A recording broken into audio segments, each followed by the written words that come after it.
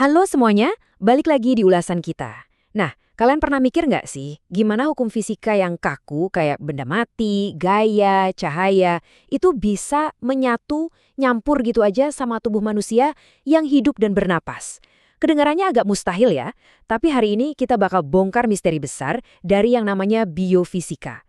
Kita bakal lihat lebih dalam gimana sains fisik itu secara langsung masuk, berinteraksi, dan bahkan yang paling gokil, menyelamatkan sistem biologi kita sendiri. Oke, jadi ini rute perjalanan kita hari ini. Kita bakal mulai dari bahas apa itu biomaterial, lanjut ke klasifikasi dan fungsinya, terus kita bakal ungkap rahasia biooptik, kelainan refraksi mata, dan terakhir kita tutup sama kejutan biooptik di dunia hewan. Nah, mari kita mulai dari satu pertanyaan mendasar ini. Gimana bisa coba ilmu fisika nyatu sama tubuh manusia? Gini ya, sering banget pas kita dengar kata fisika, yang langsung kepikiran itu ya benda-benda angkasa, gravitasi, rumus-rumus rumit, atau mesin berat, benar nggak? Tapi nyatanya, fisika itu intim banget. Dia bekerja langsung loh, di mekanika biologi tubuh kita sendiri. Nggak percaya? Yuk, kita lihat buktinya. Kita masuk ke bagian pertama. Apa sih sebenarnya biomaterial itu? Coba deh perhatiin, ini tuh bukan properti dari film sci-fi atau semacamnya ya, tapi beneran solusi kedokteran gigi dari masa lalu. Sejarah nyatet kalau kecerdasan manusia itu udah nyoba-nyoba perbaiki tubuh pakai material fisik sejak ribuan tahun lalu. Kalian bayangin aja, ada kawat emas, bahkan implan gigi dari kayu, ditanam langsung ke rahang manusia. Wah, lumayan ngilu juga ya bayanginnya. Kalau kita tarik mundur ke lebih dari 2000 tahun yang lalu, peradaban kuno kayak Romawi, Tiongkok, sampai Aztec tuh udah bereksperimen pakai material emas dan kayu tadi. Terus masuk ke era sejarah pertengahan, perkembangannya tuh murni dari coba-coba alias trial and error ke manusia sama hewan. Tapi lihat deh lompatannya ke era modern. Sekarang, kita udah bisa rekayasa material sintetis yang super canggih buat dapat harmoni biologis yang benar-benar sempurna. Keren banget kan? Tapi gini, ada satu konsep absolut yang jadi jangkar banget di ilmu ini, namanya biokompatibilitas. Logikanya gini, kalau kalian masukin skrup ke dinding, ya dindingnya anteng aja, nggak bakal nolak. Tapi masalahnya, tubuh manusia itu hidup. Material apapun yang dimasukin ke dalam tubuh tuh harus bisa adaptasi. Nggak boleh beracun atau toksik, dan harus selaras sama sistem tubuh kita. Kalau nggak, ya material itu bakal ditolak mentah-mentah, dan prosedur medisnya gagal total. Sekarang, mari kita lanjut ke bagian kedua. Kita bahas klasifikasi dan fungsi dari biomaterial. Pemisahan material ini menurutku cerdas banget sih, karena benar-benar menyesuaikan sama hukum fisika. Misal, kita butuh penahan beban yang berat kayak buat tulang paha, ya kita pakai logam, contohnya titanium yang super kuat dan awet. Tapi kalau buat pembuluh darah buatan, nggak mungkin pakai logam kan? Kita butuh yang namanya polimer, karena sifatnya yang super fleksibel. Terus, ada juga keramik yang punya biokompatibilitas luar biasa buat mahkota gigi. Dan kalau butuh untuk kebutuhan medis yang lebih kompleks lagi, ada komposit yang menggabungkan sifat-sifat campuran dari material-material tadi. Terus, kenapa sih kita repot-repot mikirin ini semua? Ya karena fungsinya emang seesensial itu. Biomaterial ini secara harfiah dipakai untuk ngeganti bagian tubuh yang rusak atau hilang. Dan mereka ini bukan sekedar penambal sementara loh. Mereka bantu proses penyembuhan secara aktif, balikin fungsi tubuh, terus juga bantu diagnosis dan perawatan medis. Jadi pada intinya, ini tuh bukan cuma soal teori fisika di atas kertas, tapi tentang gimana kita bisa meningkatkan kualitas hidup pasien dan pastinya nyelamatin nyawa. Coba bayangin, dari ujung kepala sampai ujung kaki, perancah cerdas atau smart scaffoldings ini udah diaplikasikan kemana-mana. Mau itu buat perbaikan tulang, tulang rawan, masalah kardiovaskuler, sampai ke saraf tepi dan cangkok kulit. Sains fisik benar-benar udah menyusup dan bekerja aktif di seluruh rongga dan sistem peredaran darah kita. Oke, bagian ketiga. Kita geser fokus sedikit untuk mengungkap rahasia dari biooptik.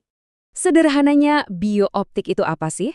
Singkatnya, ini tuh cabang biofisika yang mengkaji gimana tubuh kita, khususnya entitas biologi, merespon sifat-sifat fisik dari cahaya.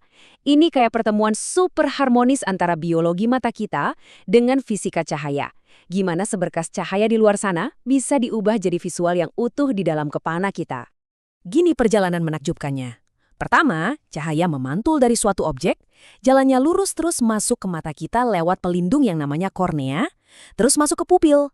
Nah, lensa mata kita kemudian membelokkan dan memfokuskan cahaya itu presisi banget, jatuh tepat di bagian kanvas belakang mata, yaitu retina. Di retina inilah letak keajaibannya. Jutaan sel fotoreseptor nangkep cahaya itu dan ngerubahnya jadi gelombang listrik. Sinyal listrik ini lalu lari sprint lewat saraf optik langsung ke otak kita buat diterjemahkan. Dan boom, kalian bisa melihat dunia. Semuanya terjadi nyaris tanpa jeda. Literally. Masuk ke bagian keempat. Apa yang terjadi kalau harmoni optik tadi mengalami gangguan? Ternyata masalah mata kita itu sifatnya sangat mekanis loh. Coba lihat miopie atau rabun jauh. Di sini, lensa matanya terlalu cembung, jadi bayangannya keburu fokus dan jatuh posisinya di depan retina. Solusinya, fisika nyediain lensa divergen atau lensa cekung buat nyebarin cahayanya sedikit biar pas mundur ke belakang. Kebalikannya kalau hypermetropia atau rabun dekat, mata kita gagal fokusin objek dekat karena bayangannya jatuh di belakang retina. Nah, untuk yang ini, fisika pakai lensa konvergen atau cembung buat ngumpulin cahayanya lebih awal. Simbol tapi jenius kan? Dan bukan cuma itu, bentuk dan umur juga ngerusak hukum optik ini. Ada astigmatisme, di mana korneanya bentuknya nggak beraturan, jadi titik fokusnya nyebar jadi garis yang buram.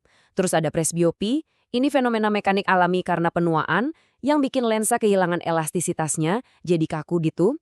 Terus yang paling parah ada katarak, di mana cairan di dalam lensa jadi keruh banget, ibarat jendela kotor yang nutupin jalan masuknya cahaya secara total.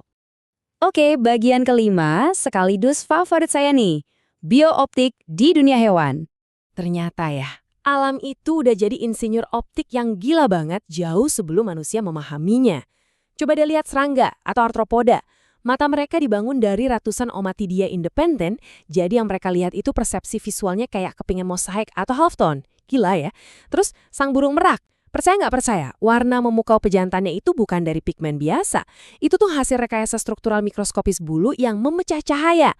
Belum lagi mimikri bunglon, yang bisa ngubah warna kulit cuma dengan ngerespons cahaya, suhu, bahkan mood mereka buat sembunyi dari predator. Bener-bener, alam ini adalah laboratorium biooptik paling besar yang pernah ada.